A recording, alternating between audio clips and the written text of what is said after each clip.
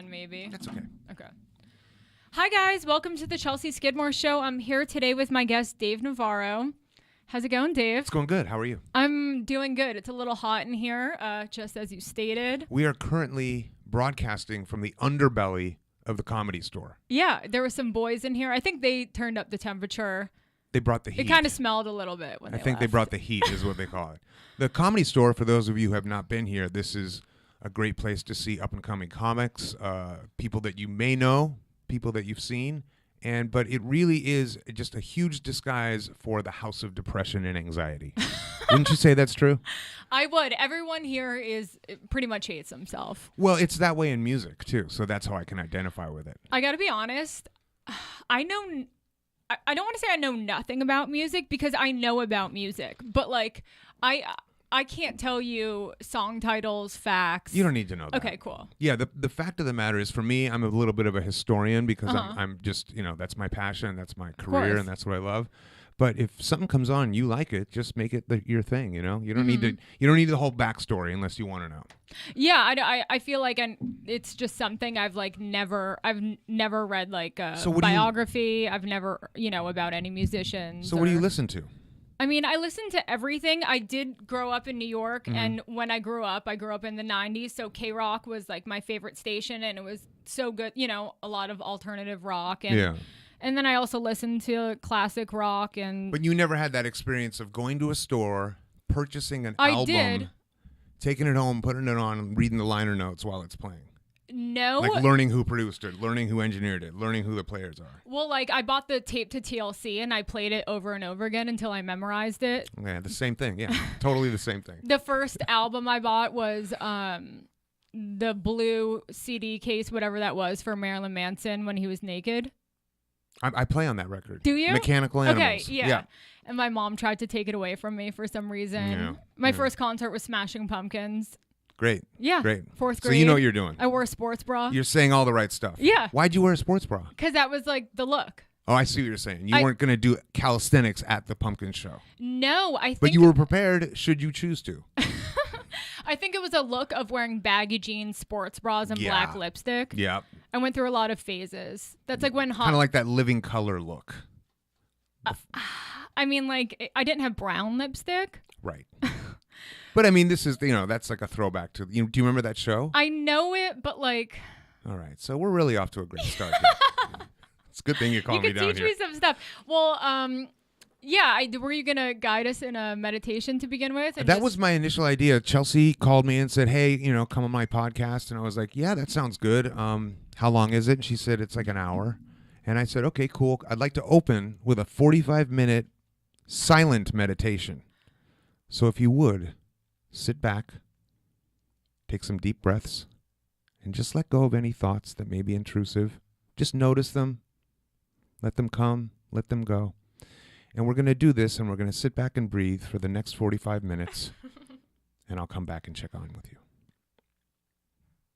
Maybe it's not a good Love idea. it. Maybe that's not a good idea for entertainment. I wanted you to do it either way. Do you meditate daily? I do. Mm-hmm. I do. But I do a number of different styles. Sometimes it's just a moment of being quiet and stillness and just trying to breathe and be as present as possible. Because I've come to learn that the source of all suffering is self-centric thinking. Is that a Buddhist thing? It's just I don't know where it's from, but that is the truth.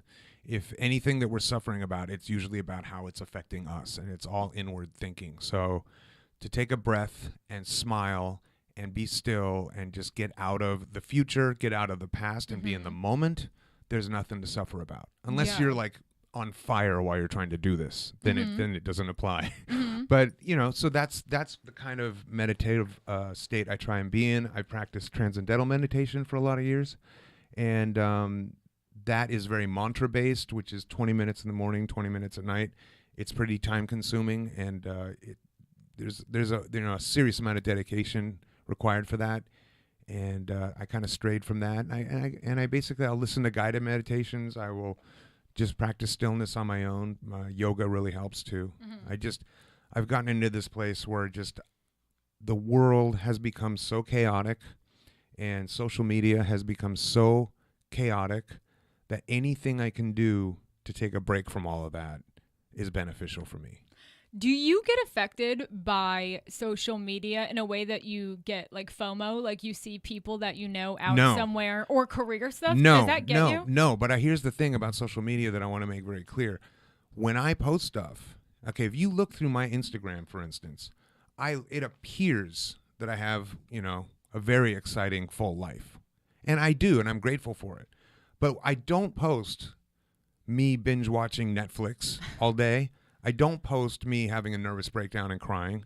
I don't post me taking out the trash. I don't post real life moments, and nobody does. And the whole thing about it is that it is just a narcissistic self-expression of who we want the world to perceive us to be. It's all self-centric projection, and it's all a mask. And especially nowadays with the apps they have, and I'm guilty of using them. I'm not pointing fingers. I'm just saying, myself included. But you don't really even know what anybody looks like anymore. Because there's so many little Facetune apps, and I have one on there that I can change the size of my eyes and Which one? I'll give it to you. Okay. It's really important. I feel like you're gonna need that. I feel like the girls in LA have apps that I don't even know about. They do. Well, you fortunately don't need them. Thank you. Yet. But a lot of girls, don't look the same in person. Oh no! Try going on Tinder or Bumble or. Are you on Tinder? No, but I'm just saying I know for a fact that there are people on those things where you look at their profile picture and then you swipe whichever way you swipe to have them meet you, and they show up and you're like, what happened to the person in the picture that I connected with? Have you gone on a lot of dates off apps? No, I don't like to use them. There was one called Raya that was like we were all on Raya. Yeah, that was like an entertainment one, and it just got so creepy, and I just I'm 51 now, and I'm really old school, and what those things did for me was there was dopamine releases. Like if someone matched me, then I was like, oh, then I got all high from it, and then I kind of buzzed about that and stayed out of the moment. And then the reality is my life is very busy and full, and I got great friends, and the fact is it really is a lot to ask to take an hour or two out of my life to go meet a perfect stranger. Yeah. Who is face-tuned completely out of proportion. And they show up and you're like, did you happen to eat the girl that was in the picture that I liked? Because, what's going on here? That picture was 10 years and 20 pounds ago. Yeah. So, and I'm guilty of it too. So the one caveat about social media, and I think it's great, and it's certainly helped me in my career and all that, but be aware that it is nothing but compare and despair. It's really all it is. I know people that go on private boats or go on private jets, and they bring multiple outfit changes, and then will take a picture, change their clothes, take another picture, change their clothes, take another picture, change their clothes, and then over the course of a month upload pictures as if they're different days. And that's just their life on a boat. You know what I mean? So when you're dealing with that kind of mentality and that kind of narcissism and that kind of extroverted, exhibitionism, there's really not a lot of room for reality in it. Yeah. And you grew up in LA.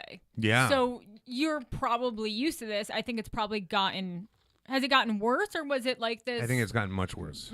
I think it's gotten much worse. I mean, but you're from where? New York. Okay, so you came up in a big city anyway.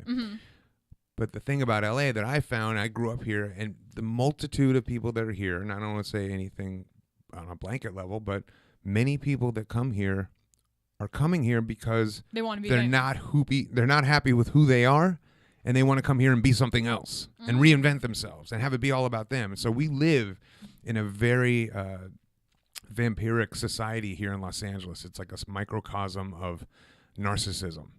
And as long as you know that, walking around through this world, you can get by. But if you try and take it on its face value and think that it's reality, it's going to be a harsh lesson. So yeah, I try and I've watched it get worse over the years, because when my band first got started, nobody had cell phones. You know what I mean? Nobody had a camera with them at all time.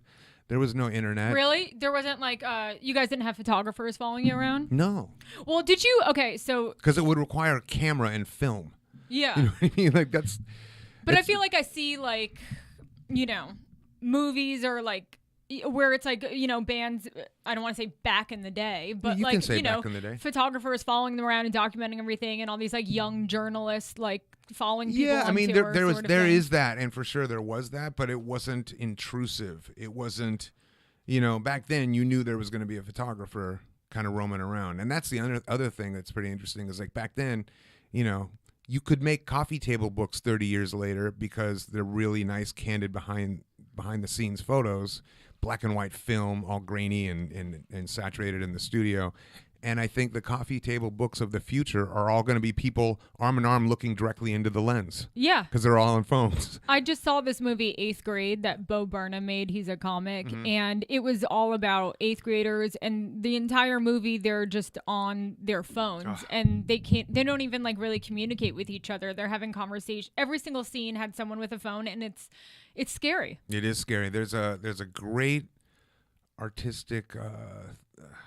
I don't know, take on that. If there's a guy out there, I forgot the guy's name, you can look it up. And what he did is he took pictures of people on their phones and he photoshopped out the phones. So it's just people looking into their hands. And it really is a great take on what society's like. And there's a shot in there of 3 kids, quote unquote, having a play date. And they're all sitting on a couch looking down into their own hands. And they're not interacting. Yeah. I played in the woods when I was a kid. Yeah. Yeah. So, and it is what it is, and who knows? This could be, the beginning of the next level of like genius generations prepared for what's coming in the future. I don't know, but I do know that we are definitely lacking human connection. Yeah. It's crazy. So do you do anything in your personal relationships to try to like unplug often or make any? Right now I'm just at the... How are you making it better? No. Right now I'm just at the awareness level. I haven't actually done anything about it. The first step is that's the first step. Yeah, the first step is being aware of it. Yeah. But hashtag Dave Navarro, by the way. No, so I just... What I do is I try and take breaks from it. So... like I go on retreats. Like I'll do a yoga retreat for a week in Big Sur, and there's no cell service, there's no internet whatsoever. So you just can't. I put myself in locations where I can't access it, and then I really do find that just that free floating anxiety that we carry around as inner city people, just kind of subsides a little bit. I find it to be nice. But I think anytime you get out of a big city and you're just somewhere else, it just feels different, and you can just relax in a different way in general too, besides your phone being an issue. But it's like your heart's like in a city, and then you get somewhere else and there's just like this inner stillness that's almost just like the flow of a river sort of thing. It's gotten to the point where even, and I'll admit this, I was just in Big Sur for a week. No service, no cell service or anything like that. And really struggled. I was out in the middle of nature going, God, this would be a great picture for my Instagram story. The biggest problems we have is like, is this for my feed or is this for my story? I can't tell. The story only goes 20. So and I found myself like so caught up in that thinking that it took me like 2 days to like, okay, that's not what you're here for. Did you go to Esalen? I did. Yeah. I want to go there. I've been there a bunch of times. You recommend it? I do, but it's work. Okay, so Esalen is an institute up in Big Sur, and it's kind of a retreat that is right on the water. It's a beautiful place, and they offer yoga training. They offer inner work training. So there's different workshops that you have to take a class if you stay there. Yeah. So I've taken forgiveness workshops, that's fucking hard. Yeah. I mean, that's like some hard, deep work. It's like you're in a room writing and sharing and doing all that stuff, and it's really deep, emotional, powerful work. The next time I went back, it was more of a yoga thing because it was so emotionally taxing. The first workshop I did that I just wanted to come back and do something physical and be in nature and do that. But yeah, if for anyone who's seeking to better their lives or get to know themselves better, I would certainly recommend it. And you do Kundalini, right? I do also. Other forms. Yeah, I do like. There's the LA yoga, which is like hard vinyasa flow, which is to just get ripped so you look good in jeans. There's that kind of yoga, and then there's the kind of yoga where it's more of a spiritual breath work kind of awareness, and I do that too. So I've kind of moved away from being a gym person to a yoga person. And I've really found that starting a class with some kind of spiritual intention and ending a class with a shavasana, which is like, you don't do that in a gym. Yeah. Where there's guys going, that's they're the best dropping part, weights too. and shit, and there's fucking house music playing, and then, you know what I mean? That's not the most, it's not the most calming, gentle environment for me. Yeah. And I was a hardcore gym guy for many, many years. Did you used to work at Equinox? I did. I feel like I'm just remembering now that I used to see you there. Yeah. I don't work out there right now. Yeah. But I used to. Yeah, yeah. I did try that one Kundalini teacher above, where McDonald's is on Crescent Heights. Yeah, that's She's supposed to be really good. Popular. But for me personally, I don't know if it's just where I was at in my life, but I just didn't really connect to it. Yeah. Like the punching around thing in a circle. And I mean, it's just one class, you know. It's But I've heard it does wonders for people.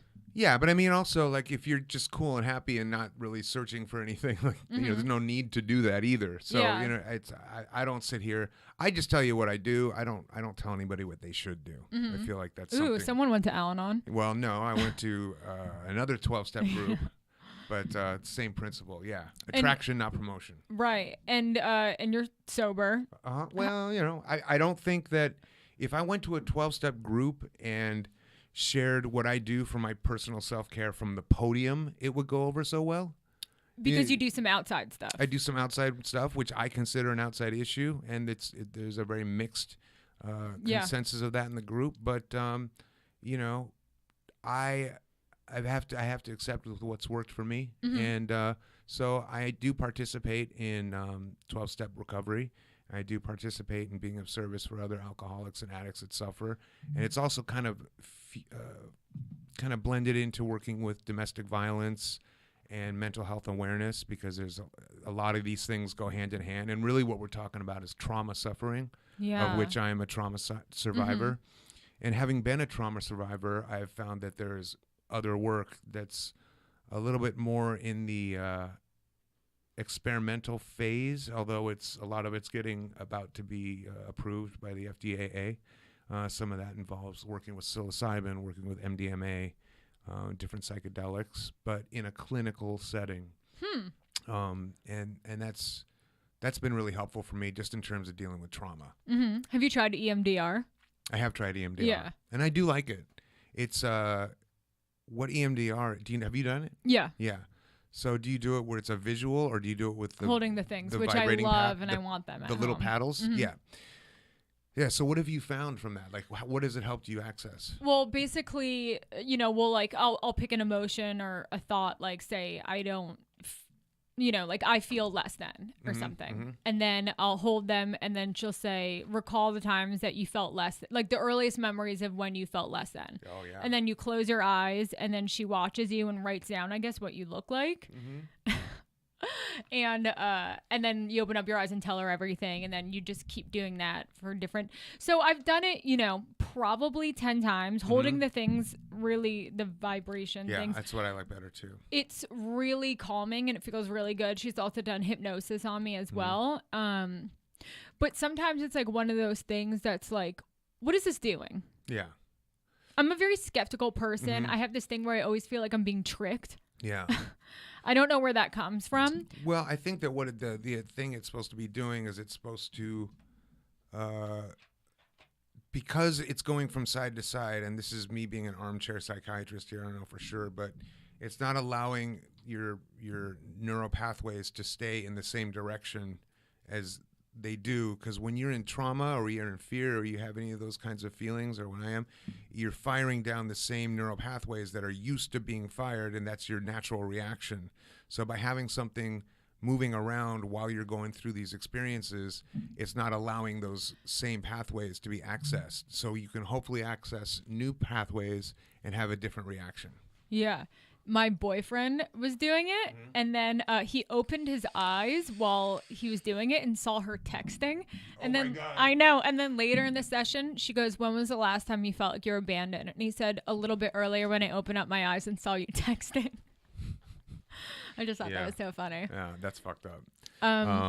Yeah, so I've worked with that. I've worked up in that area, and then I've done like we said, some psychedelic stuff. But One of the things I wanted to bring up, because I get asked about that all the time, well, what's the psychedelic work? And, that's really healing and that's really great. And there's a big influx of this community that's involved with, ayahuasca retreats and working with mushrooms and working with LSD and working with MDMA. And, that's all fine and that's all good, but I'm not suggesting that to anybody. But what I am saying is that what doesn't get spoken about is the integration, which is the vital key.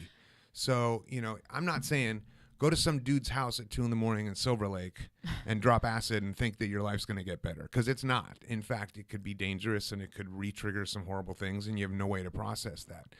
When I talk about integration, so the journey work is where you get an opportunity to look at some stuff and see what comes up for you, and hopefully you record it or take notes, or someone's there, a therapist, ideally, taking notes of what's coming up for you.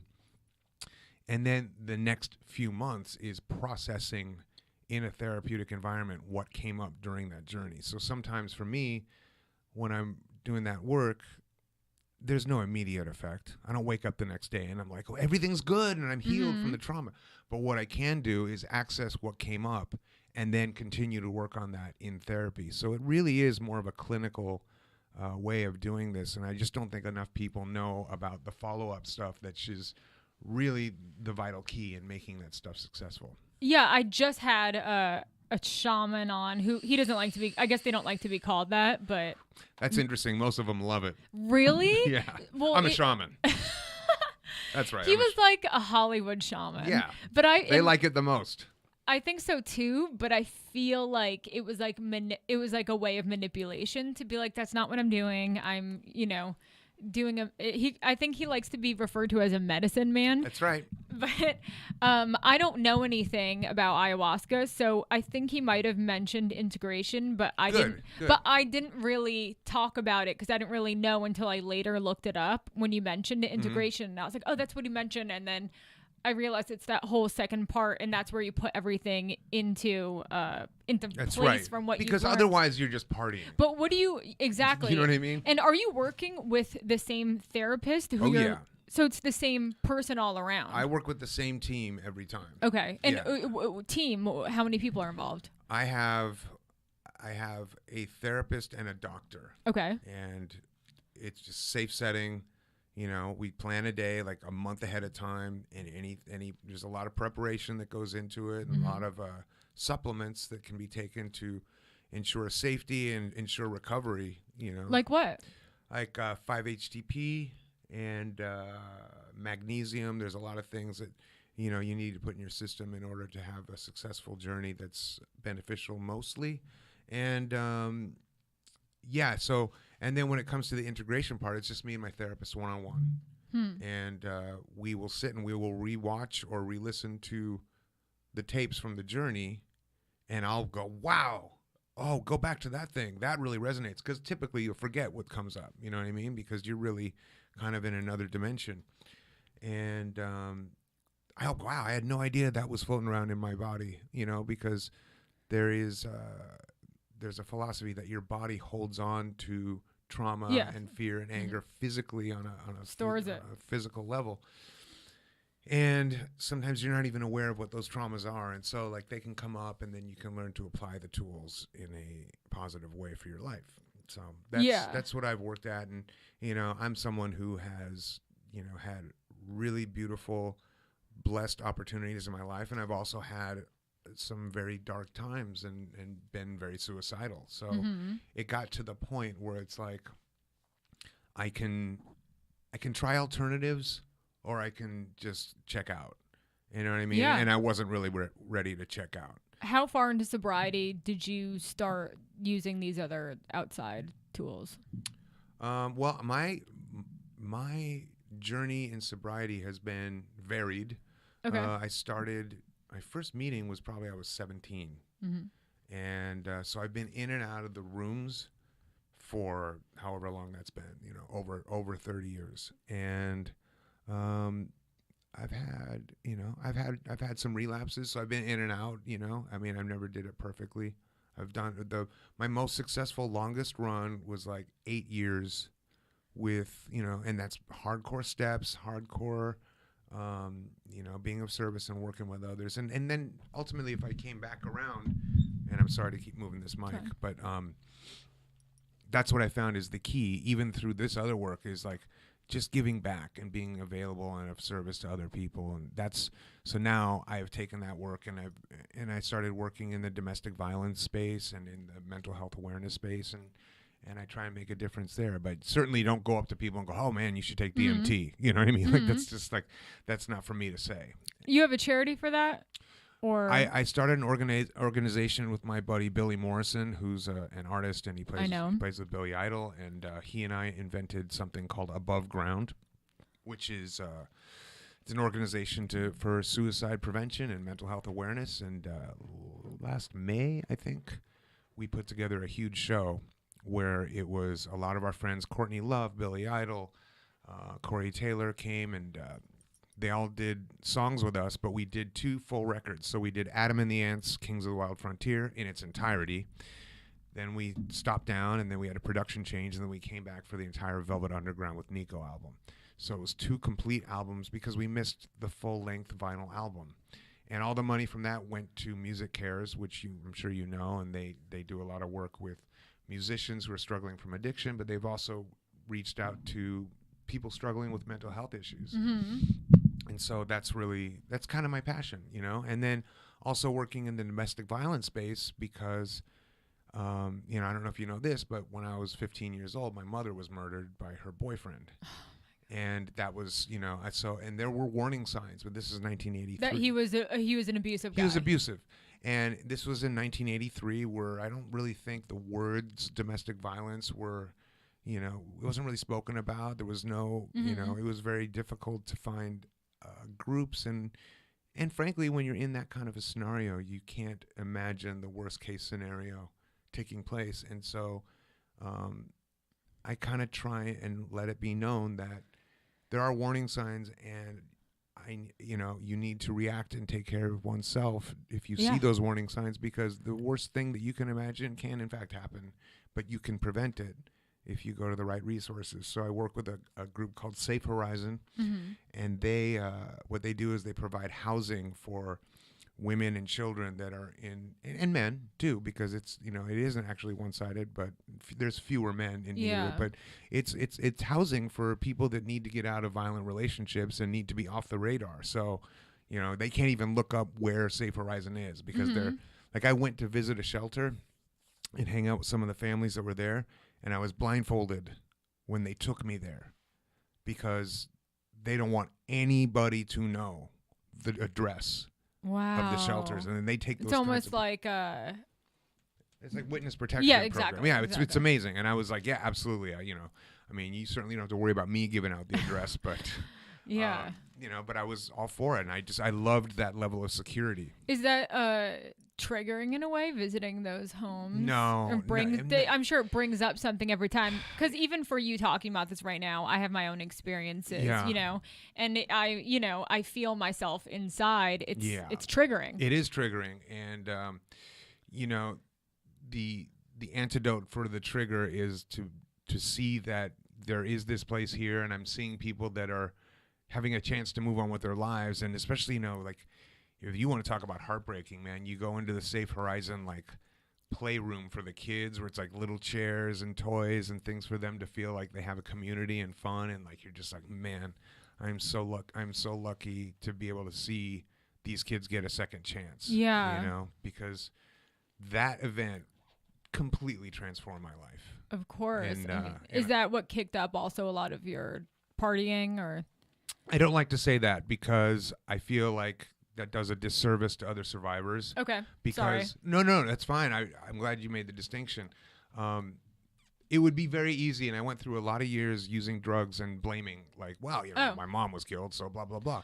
But you know what? Like, millions and millions of people lose loved ones and don't become junkies. Yeah, that's true. Well, I guess I didn't mean it as a place of, like, operating from victimhood or anything, but just as a coping mechanism. It was probably a coping mechanism, but I would think I was well on my way to being an addict anyway. Okay. And once I had that as a a neon sign flashing saying you can do whatever you want and just point to this and people will get off your ass. And that's what I did, So I used it.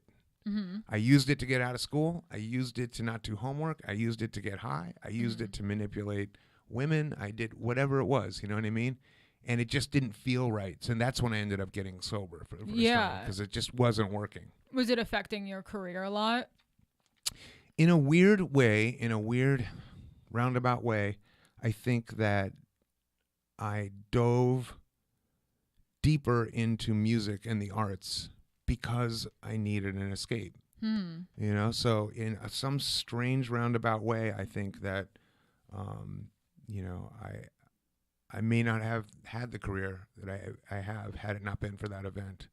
So I can't say that I'm grateful for the event because I'm certainly not, but what I chose to do with my feelings around that event, I'm grateful for that choice, and certainly being in the arts and music and having a creative outlet for trauma like that is a wonderful gift. Yeah. Is it frustrating? I'm just going to say you're sober, because you are, but besides the other stuff, is it frustrating, playing with other musicians who have problems and are all fucked up and you're showing up there to do your job, you've done the work, and then I mean, I'm in the entertainment business. I can't expect because I don't drink or do drugs. I can't expect everyone else to. You know what I mean? That's my choice. Yeah. And I'm the guy who's walking into the club. It's on me. You know what I mean? I know that stuff's out there. And the fact of the matter is, I keep liquor in my house. My friends drink. I don't have any judgment or concern of what anybody else does. I just got to worry about me, and it makes it so much easier. You know what I mean? And if someone gets fucked up and comes on stage and they fuck up the set and they fuck up their job, that's on them. You know what I mean? All I can do is show up and do the best I can do. Were you always able to have this mindset, just keep the focus on me, or is that something that you had to learn? Because I really struggle with that, if you can't tell. How do you struggle with it? In what way? Just worrying. Well, I have a lot of friends who are addicts or, people who are in abusive relationships that I don't agree with. And and I want to help people or give people advice, and that they don't want to. It's like they complain about stuff. Yeah. And I want to help them and offer them solutions. I've been through most of the stuff that I see my friends going through. So it feels really heartbreaking and frustrating. Right. Well, what I do, when people complain to me or kind of is a communicative tool that I use, which is, wow, I'm really sorry to hear that you're going through that. If you're interested in any possible solutions, let me know. That's a good one. Because then you're offering your help, but you're not forcing anything on them, and they get the choice of asking. Yeah. Because, sometimes people just want to vent so they don't feel alone, but they're not ready for the solution. Yeah. And it tends to help me not be as frustrated. So, I can reach out to somebody and be like, hey, man, just letting you know, I'm here. Should you need anything, I have some thoughts about this. And then that's on them if they want to say, well, what are your thoughts? Well, my thoughts are that you're doing everything completely wrong and you need to start completely over. But I would imagine in the comedy world, there's a lot of, drinking and drugs going on. Is that troubling for you? Yes and no. I mean, it's more just annoying. But for me, I've never been on stage, not stage, fucked up. Yeah. Which feels like really good that I can say that, because I watch people who go up there fucked up. They're not prepared. They're like, whoa, what am I doing again? There's 400 people there who are waiting to see them, on a sold out night. And it's just like, I would do that differently. Yeah. Yeah. Well, I've done it both ways. I spent a lot of years on stage fucked up, and I will be honest and say that some of those years were pretty goddamn good years. Yeah. I mean, I looked you up on Wikipedia. You've performed with everyone. Who are some of the favorite people, favorite shows that I worked on? My favorite, my hero, my all-time hero that I got to play with is Lou Reed from the Velvet Underground. I've just such an eclectic group of people. Michael Jackson was an amazing I saw that guy to play with. That was cool. Yeah, it was super cool. He was such a sweetheart. He was so professional. He was like, I couldn't believe it. Usually it's like rehearsal starts at 2, so you get there at 2, and usually whoever the talent is breezes in around 4:30. With Michael, rehearsal started at 2. The clock hits 2, he walks in. Wow. Boom, right there. He's like, is it okay if we run the song? I'm like, he's so sweet. And he's like, first of all, I want to thank you so much for being here. It really means a lot to me. And I'm like, wow, you're Michael Jackson. Don't worry about it, dude. I'll wash your car. You kidding me? So he comes in and he's like, okay, let's take it from the top. And like in the rehearsal, just bam, that guy is fucking on and he's dancing as hard as if it's the fucking is Madison Square Gardens. You know what I mean? And he's just giving it all. And then he's like, was that okay for you? And I'm like, yeah, it's great. Let's do it one more time. Boom, does it. And couldn't be kinder, couldn't be gentler, couldn't be a more sensitive, sweet soul. And I really value that time. I know that things got really dark for him. And certainly, I don't know. I don't have any opinion about any of that because I don't really know what's what. But all I know is my experience with him was really beautiful. And I got to play. I mean, I've played with Ozzy. I played with Christina Aguilera. I played with Mariah Carey. I played with fucking just the weirdest roster of people that don't really make any sense. Yeah, together. I know. I was surprised to see the Christina Aguilera. Yeah. I played on that record. And Fighter. I played Fighter, and then I recorded that with her, and then I played it a couple times with her on stage. And the reason is because I feel as a musician, the more people I play with, the more styles of music that I try and tackle, the more well-rounded I can be, because I can always learn something, and even with Christina, like I learned about playing live. Back when that happened, it was very rare that we would play with tracks. Like now it's very common, but back then they would have digital tracks playing while we're playing, which means you have to be right on the click on the there's a tempo meter, and I had never done that before because my band's always been live.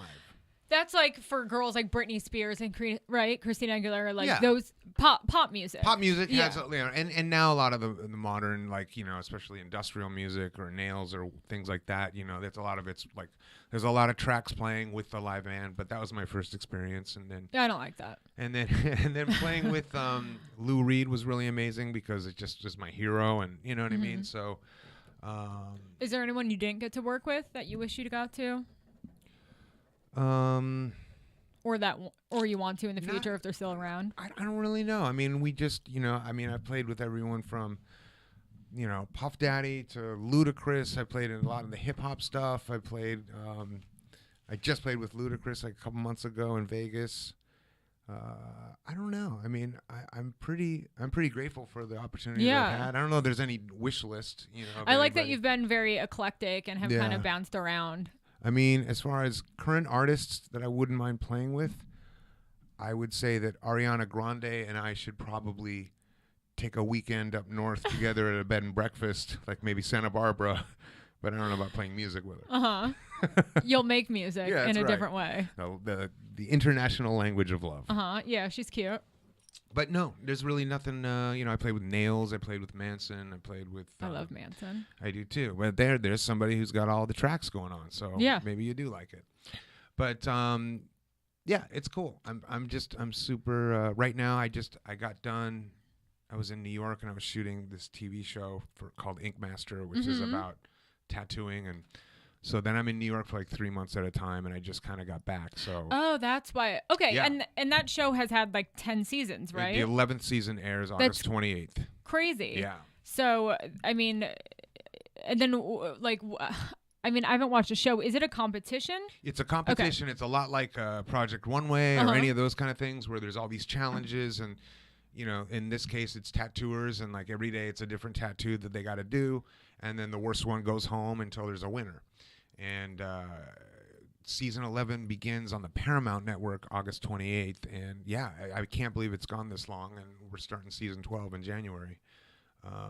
But it's been great for me, and like that has become a whole nother family, like my crew and the cast that I work with out there in New York, and I have like kind of a second life in New York, and New York is really great because, as you know, you can get as much done in an hour in New York as you can in a day in LA.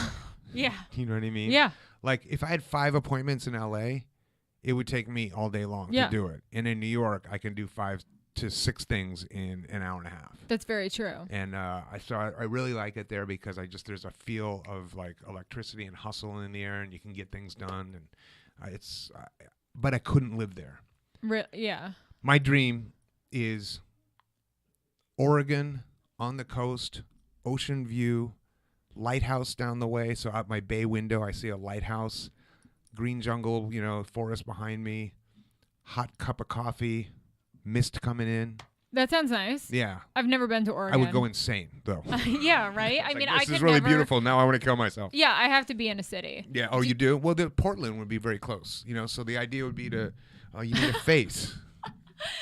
Just from watching the show, Portlandia, I don't think I want to live there. Well, yeah, Portlandia is a very self-conscious take on like the hipster community, but I'm talking about just the nature. I miss the nature. Let's talk about beauty. Okay. Do you think you'd have your own line of eye makeup? Never. Never. You wear eyeliner every day? No, I don't. You don't? Why? No. I thought, okay. Where'd you get that piece well, of you information? had the picture that you showed me from is it performance? Performance. Last night I was playing. Okay, I just see a slight bit of residue. That was last night. So I didn't know if it was a daily thing. No. This is which would be cool. This is the next day slept-in whorish look. Which is the best. It's the best time. Freshly fucked eye makeup. It looks great. I know. Now, last night I took part in a Rocky Horror Picture Show Shadowcast, which for those of you who don't know, Rocky Horror Picture Show came out in 1975, and it's a big cult favorite. People go every week to see it at midnight, and there's a live cast that acts out the movie in front of the movie while it's happening. And so last night I was all glammed up, and I went and did that, and that's why I'm a little tired today. Thank you for coming. Of course. And yeah, so what you're seeing is a little residue from the night before because I had full drag makeup on. I love that. What do you do to get ready for a show? Like, what is that? What is your process like before? Like a in music, terms of getting ready spiritually. A music show? Yeah. Typically, it sounds so corny, but typically it's a quick meditation, burning a Palo Santo or sage or something like that, and then really it's all about community and music. So in Jane's Addiction, we have a little tiny setup backstage where we have instruments and drums and a vocal mic and a PA. So we spend like a good hour before we hit the stage playing together backstage. And that's like, to us, that loosens us up. Yeah. That gets us connected as players. That gets us familiar with the repertoire of songs that we're going to do. And then we go back on stage and it's just second nature and it's just fun. I like that. Yeah. It's, I guess for you, it'd be like telling jokes before you go tell jokes. Yeah. Or just finding out what material works and what doesn't. Yeah, it's funny. It's like people, a lot of comics try jokes on each other, and then people are, but I don't even like to do that much anymore with certain people because a lot of people will be like, yeah, I don't know, and then they discourage you, and then it's like, might as well just go fucking do it, because it's like, if you think it's funny, it's usually funny. Yeah. But other people can like try to steer you away, and then you'll go do it and it'll kill, and they'll be like, oh. Yeah. Also, it's like when you say something to someone that's off stage, it's not the same thing. No. If I'm telling you, you know what I mean? Yeah. Well, also, I guess the difference being is that what you do is a very individualized form of expression. Yeah, what I think is funny instead of the next. But I mean, with what we do, it's like we're working off each other and responding to each other emotionally and musically and sonically. So, I have 3 other personalities to kind of tangle with and weave in between, like, in order to make something unique and cool. For you, it's just all on your own. Yeah, but I think I like that I'm kind of, in some ways, a controlling, to be in control and feel like I'm running the show. My favorite moment recently in my life is that I was at a restaurant and Dave Chappelle was there. Mm-hmm. And I was like, oh, my God, Dave Chappelle. I don't want to say anything to him. Just don't look, don't stare at him. And he turned around. He's like, yo, Dave? And he came up to me and said hi. And I was like, holy fuck, this guy's like a philosopher. Like, I put Dave Chappelle among, like, the Alan Watts of the world. Uh-huh. You know what I mean? Like, of these, like, philosophers, Eckhart Tolle, Alan Watts, Dave Chappelle. Because what he does is fucking straight up philosophy on society and culture, and there is a very, it's an amazing, truthful awareness of where we're at as people that I don't think anybody else does. And he just goes up there and talks about it. He's not really telling jokes. Exactly. He comes here all the time and he rolls in a lot at like 2 a.m, and he stays on stage for 2 hours straight just talking, but it's fucking hilarious. Yeah. He just has it, and there's just something. But he's also he's a teacher. You know what I mean? He's really holding up a mirror to society and saying, look how fucked up you guys are. You know what I mean? And I love that, because I think more people need to point that out. I can't wait for the day that in the future, at some point, there's going to be a group of people sitting at a table, and one person is going to say, oh my God, you guys, do you remember social media? And everybody's going to go, oh my God, that was so weird. Yeah. I can't wait for that day. Yeah. I wonder when that will be. 20 years from now. Maybe 20 years from now. I don't want my kids to have it. I You're mean, they going will. to have kids? Yeah. Yeah. So I have two godkids. So you do? Yeah. And they're just you know, they're all they can do is interact with screens, whether it's the phone, whether it's a TV, whether it's a video game. There has to be a piece of technology in order for them to enjoy themselves. I don't like that. It's insane. And my best friend Todd had his kids. They went to Disneyland. And they're in the fucking, magical kingdom, happiest place on earth. And he took a picture of him and his son and his son's friend sitting on a bench in Disneyland, just face down in the phone. I was afraid you were going to say that. It was insane. I mean, I just like, dude, that is like, that's fucking. Well, I can't believe how young kids are who get phones. That's art. But Yeah. I mean, you know what I mean? That's if you painted that would be, that's some Diane commentary. Arbus shit. You're goddamn right it is. A little black and white. Yeah. Turn up the contrast. So, Arbus all day. Yeah. One of us. That's right. Do you know? What, freaks? Yeah. Yeah, of course. Who do you think you're talking to here? I took a college class called Freaks and Monsters, and we watched that movie, and I learned about the one of us thing, and then something they say in the movie, they're chanting one of us, one of us, and I think they put that quote in so many movies, and I feel like a lot of people don't even get it. I saw it on American Horror Story. Yeah. Oh, yeah. That film fucked me up because I saw that when I was a kid. Like it was on like 2 a.m. on like some cable channel. I was like maybe 9 or 10. Yeah. And the film she's talking about is a black and white film starring all circus carnival freaks, and basically there's a woman in the sideshow and she hates the freaks and she's just marrying one for his money and she's trying to kill him, so they turn her into a freak. And it just it fucked me up, man. Yeah. I just, like, that is scary for a 9-year-old. For a 9-year-old, but God, man, that movie, I watched it recently. It's hard. I can't believe you brought it up. Yeah. Yeah. I think about it for some reason. Whenever anyone says one of us, I instantly think of it. But I also think of it as like a weird reference, and it makes me feel special to know it. Yeah, it is good to know it. So I'm getting married next week. Next week? Yeah. Oh, my God. Weekend. Where at? At Madonna Inn.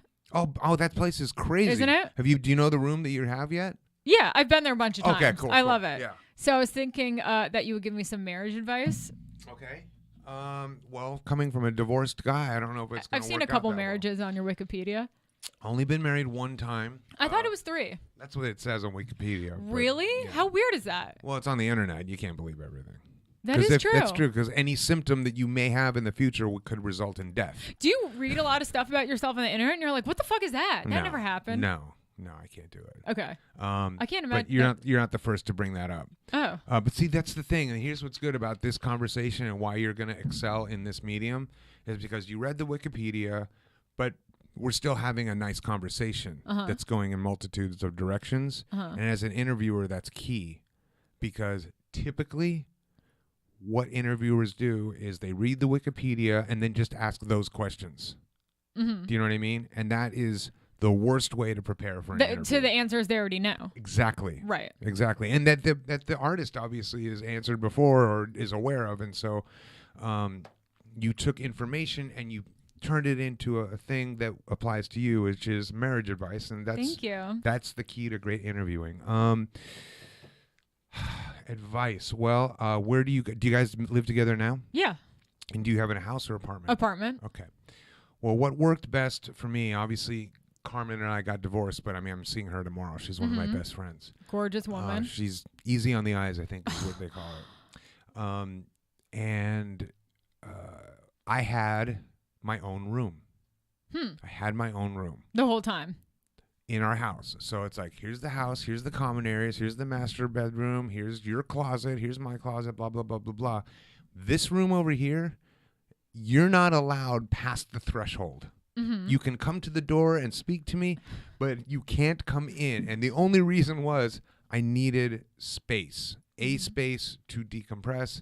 I had a bed in there. I had a flat screen. I had a computer. I had a PlayStation and a phone. And that's it. And just a place to have some kind of retreat. Was it your own phone line?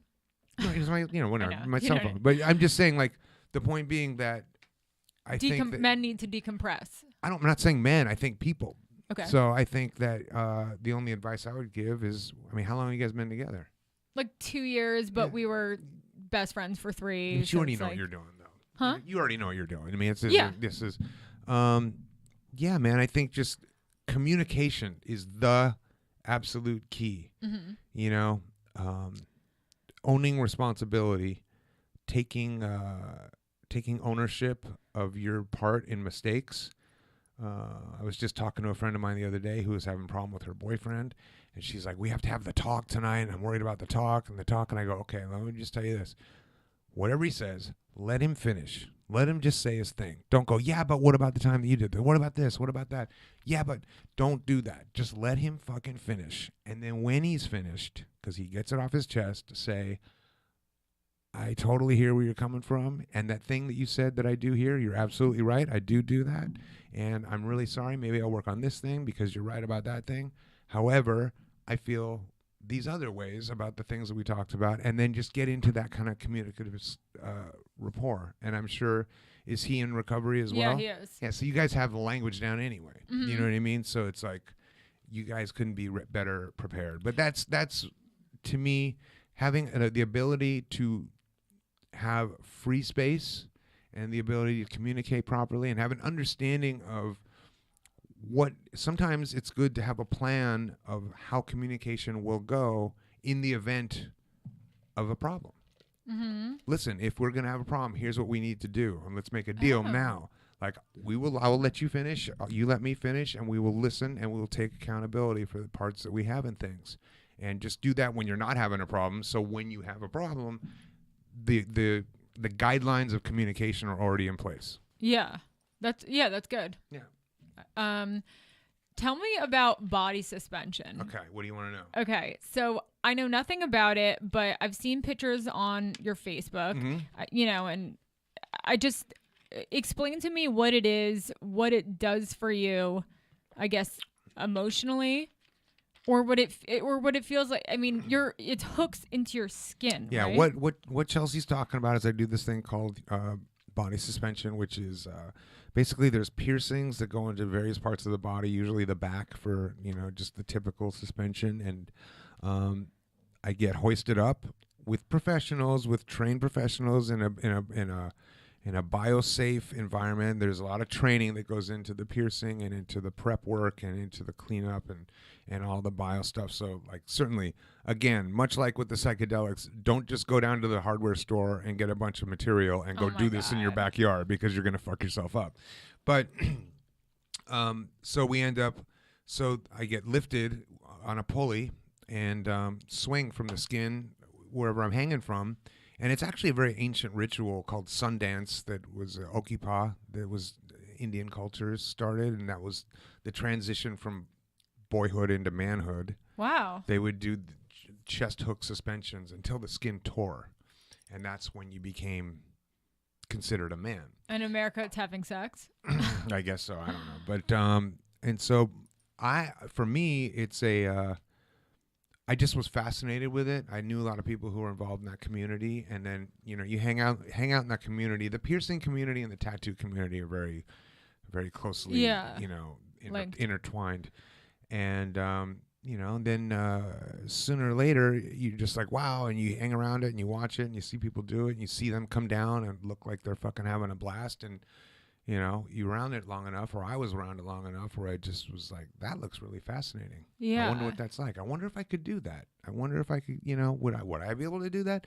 And so I tried it, and my first time was very, very painful, very, very hard. It didn't last very long, and I was stoked that I did it in the sense of like pushing yourself. Yeah, like I summited Everest or whatever your personal Everest is. You know what I mean? Like that was mine.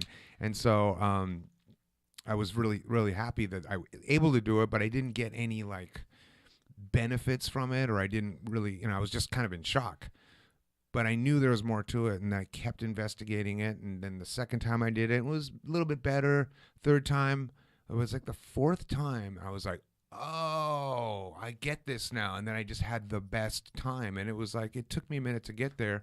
But typically, people do it for different reasons. For me, it's there's a sense of community because there's a lot of people that are very involved and trained in that world. And it's just, it's always a good environment to hang around people that are like-minded and have the same interests and are willing to push and explore and push the boundaries. There is an incredible endorphin rush. Okay, that's what I was wondering. Yeah, so the pain itself kind of gets surpasses. Yeah, it surpasses the pain, and so the pain becomes secondary to the euphoric rush in a weird way. And then in some cases, it can be very meditative. So you can get into a really blissful state because you really have to, sometimes for me, I really have to focus on letting my mind go of the discomfort. And once you can get past that level of discomfort, you find yourself in a more zened out space. I don't want to say zen, like it's not like a Buddhist practice, but in more of a blissful, peaceful state. And it's much like I compare it to yoga, where when you're taking a yoga class and you're in a really uncomfortable position and the teacher says, hold this position, because you have to learn how to be comfortable in the uncomfortable moments.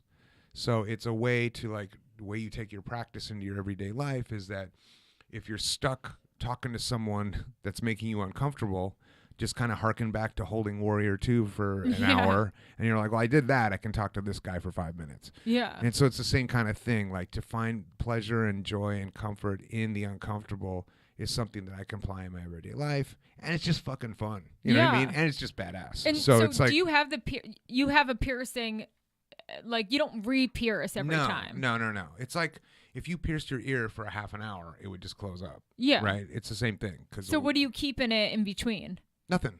It just heals. Oh. So how often thing. do you do it? Anywhere from once a week to once a year. Like, it depends. You know what I mean? Like, I don't have any like routine. It's just, I've been throwing a lot of backyard parties where we do that, it's just like, and people come, and sometimes they do rope suspension where there's no hooks and no piercings, and just, it's just kind of a fun little hang.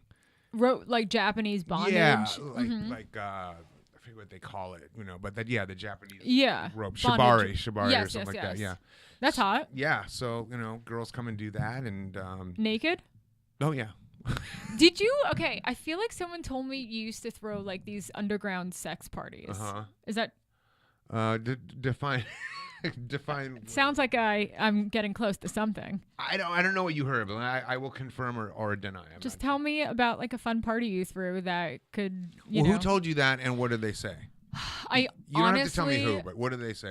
It's not like it was a mutual friend. But what was the scenario that they painted? Because I don't want to tell you the truth and have it. I want to know the truth. See, but I want to know about, like, cool, weird sex parties. I'll tell you this: I've been to Sanctum. It sucks. Yes. I've been to a bukkake. I watched a filming of one. That was interesting. Right. I think that's it for the most part for me, but I'm kind of like a bit of a voyeur in that way. I think it's interesting, no judgment.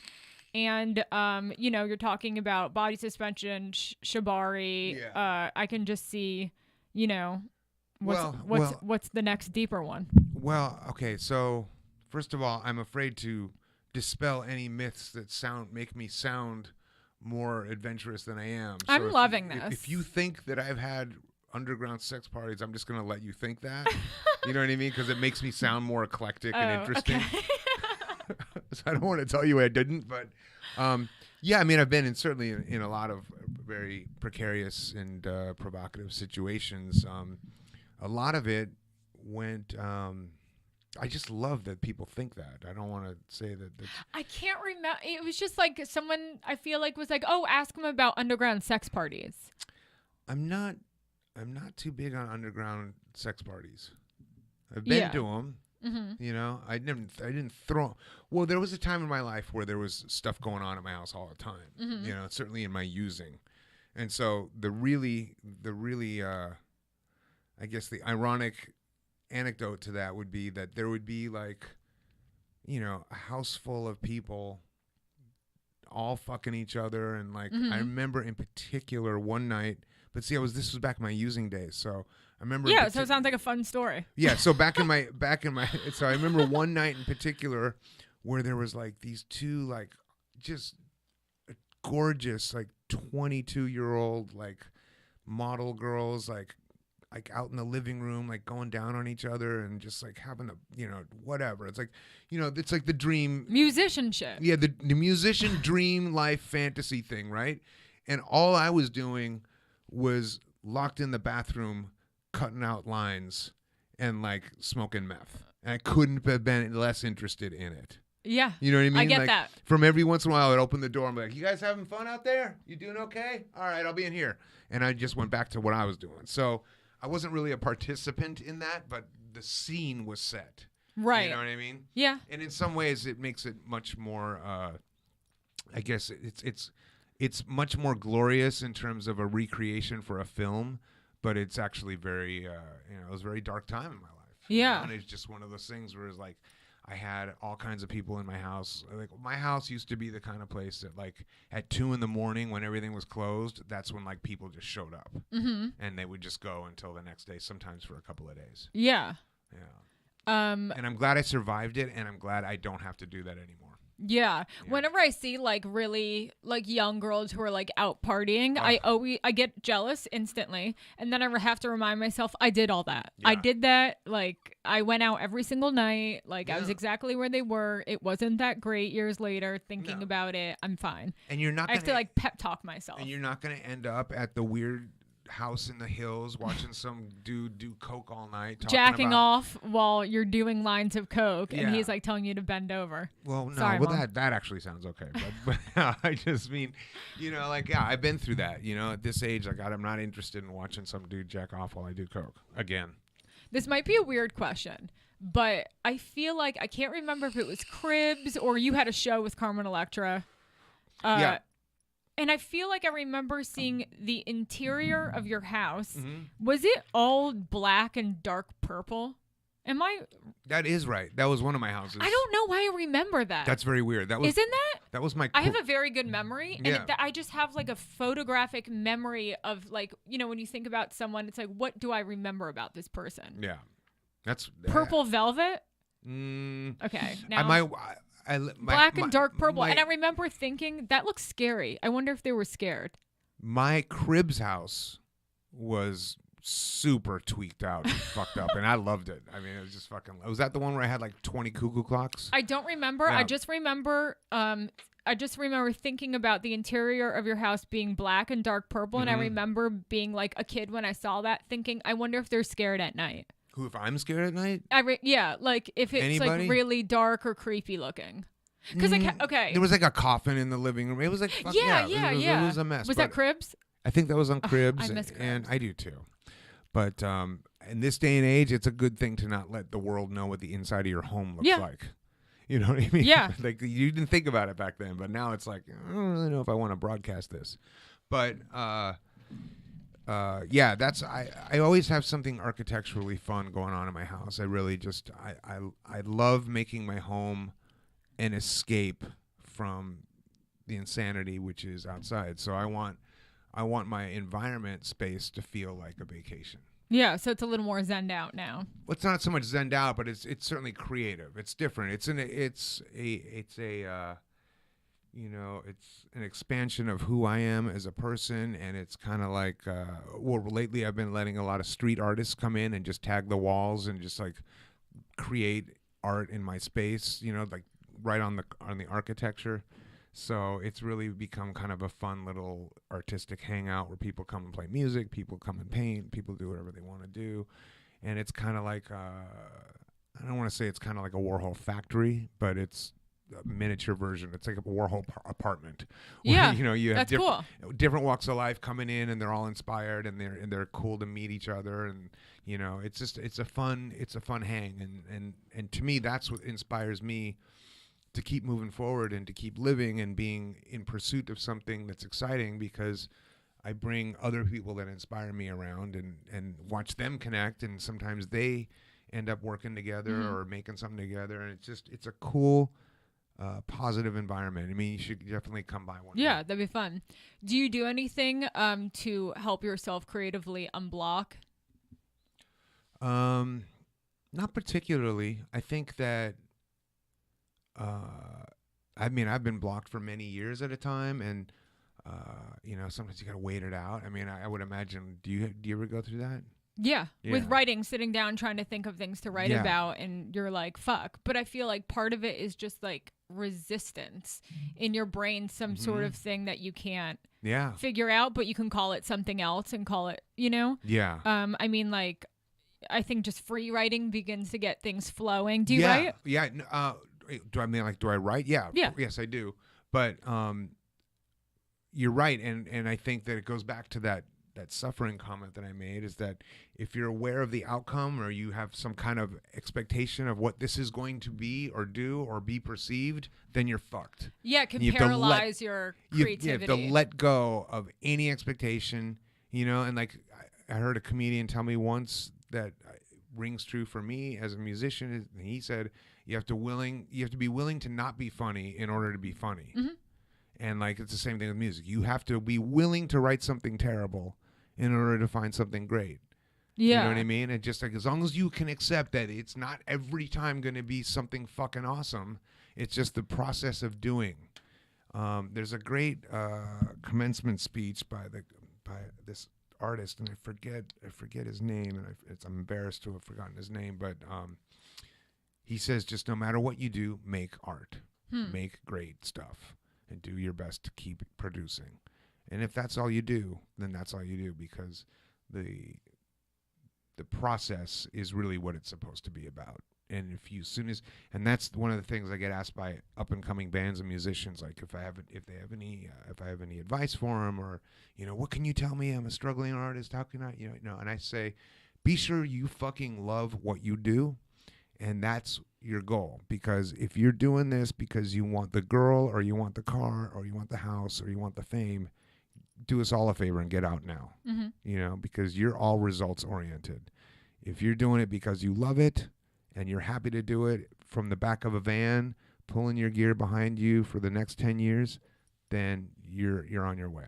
Yeah. When you were coming up, were you able to just like really enjoy the moment and live in that and be like, where I'm doing it, or were you looking ahead like, fuck, I'm not where I want to be? No, we were Jane's Addiction. I never thought that anybody would care. Like we just did what we wanted to do, because we never imagined that, things would get to where they got. I think our singer Perry Farrell probably did, but for me, I wasn't coming at it from that space. I just thought it was cool when I'm hanging out with my friends and we're playing songs that we wrote. And since I had no expectation of getting anywhere, I didn't have any pressure to be a certain way, because it was beyond my wildest dreams that anybody would give a shit about what we're doing. So since I didn't think anybody cared, just stayed as true to who we were as possible, and just did what we enjoyed, and that's what translated to people the most. As soon as you start doing something derivative or in the hopes of a certain outcome, your art is going to suffer. Yeah. I think that's true. Yeah. Awesome. Well, I feel like that's like the best place to end it. Thank you so much for coming. Is there anything you want to plug, promote? No, not really. I just came down here to see you because it's been many years. Yeah. And what's your podcast? I do a podcast on dashradio.com Wednesdays from 9 p.m. to 11 p.m. Pacific Standard Time, and that's on the Alt X station. It's called Dave Navarro's Dark Matter Radio, and if you miss it, and that's live, so if you call in, we have questions. It's a caller-driven show, and then if you miss that, you can check it out on iTunes, which is Dave Navarro's Dark Matter. And last week we had singer Orianthi, and next week we have artist Shepard Fairey coming in. Oh, so awesome. That's on Wednesday. Shepard Fairey will be in, and we have guests like this, but it's like we're way less together than you are. Really? because we have 4 hosts and it's just like a free for all and we're just fucking idiots. In fact, if you want to come on as a comedian guest, y'all come on. You would love it because we're just fucking talking about whatever going around. So stupid. I like going around in different directions. I don't like feeling like super straight and like, you know. Yeah. How long have you been doing this? This particular podcast, I've been doing it maybe like 6 months, but I was on another podcast with 2 other comics for like 2 years before that. Right. So I've been doing podcasts for a while. Yeah. Yeah. Has it done anything for you? Do you like it? We do have podcast, you know, fans, people who, you know, found my comedy and know who I am because of it and, you know, carried over, listened to mine. And, you know, and it's cool getting messages from people who say that I've helped them with, you know, sharing my story. Yeah. The other podcast we had, it was definitely a lot crazier and it was geared towards people telling crazy stories. But the more further I got in my sobriety and in life, I kind of just was like, I don't really want to like showcase the worst stories from my past anymore. Yeah. You know what I mean? And just kind of. So you thought you'd cash in on the worst stories of others. Yeah. But also me too. And then I was like, I don't know. I think I kind of matured out of it. Yeah. But I do love talking to people and hearing, you know, interesting guests and in all, you know, different areas of, you know, occupations that I don't know a lot about. And, you know, and also if I can say, you know, I think you're a very interesting, intelligent person. Like just, you know, I feel like I learned a lot about you and I think you're a sensitive artist, if I may say. You may. And and very spiritual. And I like that you're like a very seeking person and you have a really good head on your shoulders. And it makes me be like, fuck, I need to like stay in the present, focus on myself. You know, gave me a lot to think about. So I appreciate you coming on and talking. It's a pleasure. It's nice to see you again. And the thing I love about it, you know, because we do our podcast and it's certainly, maybe it is for you, but I'll tell you, it certainly is not putting me in a different tax bracket by doing this. Yeah. You know what I mean? Totally. Like I just enjoy the people and the community and the people I talk to and the guests I have on. And obviously, you know, it's a one-way direction to the fan base where they get to learn stuff about people they care about that they wouldn't otherwise know. But even more so, what we do is I do it live because I found that it's really the last true artistic medium that like it's no holds barred and there's nothing you can do, and if once it's said, it's out there, you know what I mean? And I love being on that edge. So if you come into our show, you're gonna feel a difference because there's no editing. Our other one used to be live. Yeah, it's great. I don't like editing them, to be honest. I don't either. I'd be nice and say I can take something out for people, but it's kind of more punk rock to be like, well, fuck it. Like, that's what it is. I feel like there's an edge that you're on when it's going live and you know people are listening to what you're saying at the moment. Like right now, I know that people are hearing this after the fact. Yeah. But if I knew people were listening right now, there would be a little bit more anxiety and there's a little bit more edge there. And that's why we do it that way, because otherwise we could just throw it up on iTunes and, you know, and sometimes we do have to do that because I'm out of town or whatever. Do you ever get stage fright or did you used to? Depends on what it is. Yes. I mean, I get stage fright when it's something that I'm not particularly familiar with. In my own band, no. In Jane's Addiction, no. I have another band with Billy called Royal Machines, and I don't get stage fright for that. But if I'm a guest with some other artist, it's nerve-wracking for sure. Still to this day, even though you're so I think it's with anything is what I'm familiar with, I can walk into no problem, and anything that's a brand new, you know, remotely nerve-wracking experience, the nerves get to me. I'm sure also like you saying that, you know, in Jane's Addiction, how you guys backstage connected with each other before and did little things like that, and then when you're with another band and you guys are just going out there and they were keeping it themselves the whole time, it's like, how do we connect? Dude, other bands will invite you to come and play a show and they're like, yeah, we want to do such and such a song. We want you to join us. And then you're like, okay, great. And then you learn that song and you get to the show and you're like, okay, I learned it. And you're playing it and they go, oh, no, we don't do it like that anymore. We do it this way. And like that kind of shit happens like last minute. And you're like, oh, fuck. And you go, yeah, we go into double time at the end. And like, I have no idea. Why don't you tell me that? You know, so those kinds of things happen all the time. And it's like, oh, but it's just adjusting and pushing forward. I guess. And it's just like, you know, it's their fan base and it's just gnarly. But listen, I know that you're trying to get me off the air and I can't stop talking because no, it's okay. Because you very nicely got me a quad black espresso, which This is very cool of you. Thank you. You're welcome. And so I'm a little hyped up. No, I love it. I just thought when you're giving the advice, it sounded like a roundabout perfect ending. Yeah, we can roundabout end it. But, you know. It's all good. Thank you so much, Chelsea. Thank you, Dave. All right, pleasure. Thanks, Bye. guys. Was that all right? That was awesome. Thank you. How was it for you? I feel like we just cranked through like a lot of stuff for a long time. Yeah. Yeah, it was great. I like it here. Right? Yeah. So you're getting married at the, at the Madonna Inn. and then you're staying there for like a couple of days or whatever? I mean, like, I'm going to go up there a couple of days before, but the next day we're going to leave. Solving? I haven't, but I keep hearing about it. Is that on the way down? I think it is. It's like the Dutch town, right? Yeah, it's so fucking weird. Yeah, I wanted to check that out. I've heard it's cute. I mean, like, you stop by for lunch. It's not like you fucking hang out there, right? Spend an hour there, you know? Yeah.